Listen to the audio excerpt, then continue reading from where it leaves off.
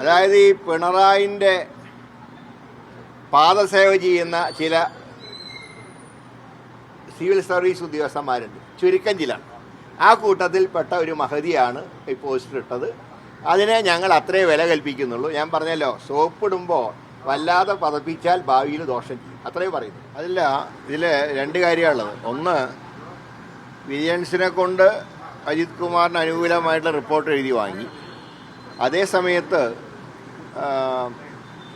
വിജയനെതിരെ അദ്ദേഹത്തിന് സ്വർണ്ണക്കടത്തിൽ പങ്കുണ്ട് എന്ന് വ്യാജ റിപ്പോർട്ട് നൽകിയതുകൊണ്ട് MR അജിത് കുമാറിനെതിരെ നടപടി സ്വീകരിക്കണം എന്ന് DGP ആവശ്യപ്പെട്ടിട്ട് പോലും ആ ഫയൽ പൂഴ്ത്തി. ഒരു ഫയൽ മാത്രം പൊക്കിയെടുത്ത് അത് MR അജിത് കുമാർ അനുകൂലമായിട്ട് വിജിലൻസിനെ കൊണ്ട് റിപ്പോർട്ട് എഴുതി വാങ്ങി.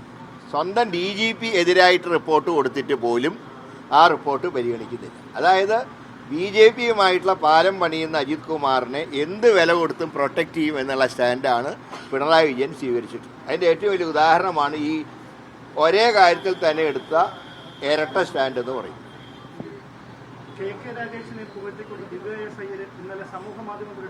അതായത് ഈ പിണറായിൻ്റെ പാദസേവ ചെയ്യുന്ന ചില സിവിൽ സർവീസ് ഉദ്യോഗസ്ഥന്മാരുണ്ട്, ചുരുക്കം ചില.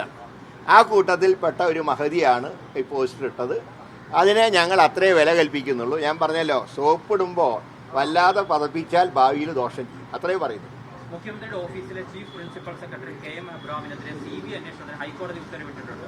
പക്ഷേ അപ്പോഴും സർക്കാർ അദ്ദേഹത്തിന്റെ പരാതിയിൽ, അതായത് പിണറായി വിജയൻ ഇഷ്ടപ്പെട്ടവർ ഏത് കോടതി കുറ്റക്കാരനാണെന്ന് പറഞ്ഞാലും അവരെ എന്ത് വില കൊടുത്ത് അദ്ദേഹം സംരക്ഷിക്കും. നേരെ മറിച്ച് അദ്ദേഹത്തിന് ഇഷ്ടമില്ലാത്തവർ തെറ്റ് ചെയ്തില്ലെങ്കിലും അവരെ തെറ്റുകാരാക്കും. അതാണ് പിണറായിൻ്റെ നിലപാടെന്ന് പറയുന്നത്. അതിൻ്റെ ഭാഗമാണ് ഈ സ്റ്റാൻഡൊക്കെ. അത് അജിത് കുമാറിൻ്റെ കേസിലാണെങ്കിലും KM എബ്രഹാമിൻ്റെ കേസിലാണെങ്കിലും വേണ്ടപ്പെട്ടവരെ എന്ത് വൃത്തികെട്ട മാർഗം സ്വീകരിച്ചും പിന്തുണയ്ക്കുക എന്നുള്ള സമീപനമാണ് മുഖ്യമന്ത്രി സ്വീകരിക്കുന്നത്. ഇതിനൊക്കെ അദ്ദേഹം ഭാവിയിൽ അദ്ദേഹത്തിന് വില കൊടുക്കേണ്ടി വരും, അത്രേ പറയുന്നു. അത് എലക്ഷൻ പ്രഖ്യാപിച്ചാൽ ഉടൻ സ്ഥാനാർത്ഥി വരും. ഇന്നിപ്പോൾ അതിൻ്റെ ചർച്ചയല്ല. ഇന്ന് AICC തീരുമാനം റിപ്പോർട്ട് ചെയ്യാനുള്ള യോഗം മാത്രം. മറ്റേ ഇലക്ഷൻ കമ്മിറ്റി കൂടണം. ഇലക്ഷൻ കമ്മിറ്റി കൂടി ഞങ്ങളത് സിംഗിൾ പേര് മിനിറ്റുകൾക്കകം പ്രഖ്യാപിക്കും.